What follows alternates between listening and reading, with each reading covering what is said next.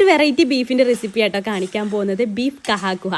ഇത് എൻ്റെ എളാമ്മ പറഞ്ഞു തന്നിട്ടുള്ള റെസിപ്പി ആട്ടോ. 5 വർഷങ്ങൾക്ക് മുമ്പ് ഞാൻ യൂട്യൂബിൽ അപ്ലോഡ് ചെയ്തിട്ടുണ്ടായിരുന്നു. പേരും എളാമ്മ തന്നെ ആട്ടോ പറഞ്ഞു തന്നിട്ടുള്ളത്.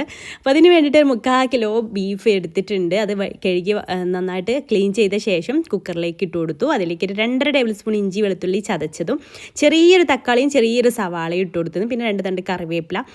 തക്കാളിയും സവാളയൊക്കെ വലുതാണെന്നുണ്ടെങ്കിൽ ഒന്നിൻ്റെ പകുതി മതി കേട്ടോ.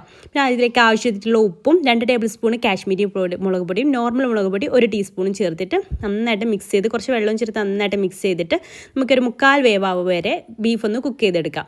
എന്നിട്ട് ആ കുക്കർ പ്രഷർ പോയതിന് ശേഷം അതിൽ നിന്ന് ആ ബീഫ് കോരിയെടുക്കാം. എന്നിട്ട് ആ ബീഫ് സ്റ്റോക്കിലേക്ക് ഒരു 20 ചെറിയുള്ളി ചേർത്തിട്ട് നന്നായിട്ട് തിളപ്പിച്ചെടുത്തിട്ട് അതും അതിൽ നിന്ന് ഊറ്റിയെടുക്കാം. പിന്നെ ചേർക്കേണ്ടത് ക്യാരറ്റ്, ക്യാപ്സിക്കം, ബീൻസ് ഇതെല്ലാം ഇങ്ങനെ നീളത്തിൽ കട്ട് ചെയ്തത് അതും കൂടെ അതിൽ ചേർത്തിട്ട് നന്നായിട്ടൊന്ന് കുക്ക് ചെയ്തെടുക്കുക. ഓവർ കുക്ക് ആവരുത് കേട്ടോ, വെന്തൊടയരുത്. പച്ചക്കറികൾ കുക്കായി വരുമ്പോഴേക്ക് അതിലെ വെള്ളമൊക്കെ വറ്റിയിട്ടുണ്ടാകും. അതവിടെ സൈഡിലേക്ക് ഊറ്റി മാറ്റി വെക്കാം. ഇനി ഒരു കടായിലേക്ക് വെളിച്ചെണ്ണ ഒഴിച്ച് അതിലേക്ക് ചെറിയുള്ളി ഇട്ടിട്ട് ഒന്ന് വഴറ്റിയെടുത്ത് മാറ്റി വെക്കാം. എന്നിട്ട് വെളിച്ചെണ്ണയിൽ തന്നെ കറിവേപ്പിലയും 1 ടീസ്പൂൺ കാശ്മീരി മുളക് പൊടി കൂടെ ചേർത്തതിന് ശേഷം മൂപ്പിച്ചിട്ട് അതിലേക്ക് ഈ ഒരു ബീഫ് ചേർത്ത് കൊടുക്കാം. പിന്നെ ഈ വെജിറ്റബിൾസ് ചേർത്ത് കൊടുക്കാം. പിന്നെ ഈ ഒരു ചെറിയുള്ളി കൂടെ ചേർത്തിട്ട് നന്നായിട്ട് മിക്സ് ചെയ്തിട്ട് അടച്ചു വെച്ചിട്ട് ചെറിയ തീയിലിട്ടിട്ട് ഒരു 5-6 മിനിറ്റ് ചൂടാക്കിയെടുത്ത സംഭവം റെഡിയാണ്. ഇടയ്ക്കൊന്ന് ഇതുപോലെ ഒന്ന് ഇളക്കി കൊടുക്കുക, അടി പിടിക്കാതിരിക്കാനൊക്കെ വേണ്ടിയിട്ട്. സംഭവം കിട്ടും ടേസ്റ്റാണ്. ഇപ്പോൾ സൽക്കാരങ്ങളിലൊക്കെ സ്റ്റാർ ആവാൻ പറ്റിയിട്ടുള്ള ഒരു അടിപൊളി ഐറ്റമായിട്ട് റെസ്റ്റോറൻറ്റ് ലുക്കൊക്കെ കിട്ടും. ഇഷ്ടമായ ലൈക്ക് ചെയ്യാൻ മറക്കരുത്.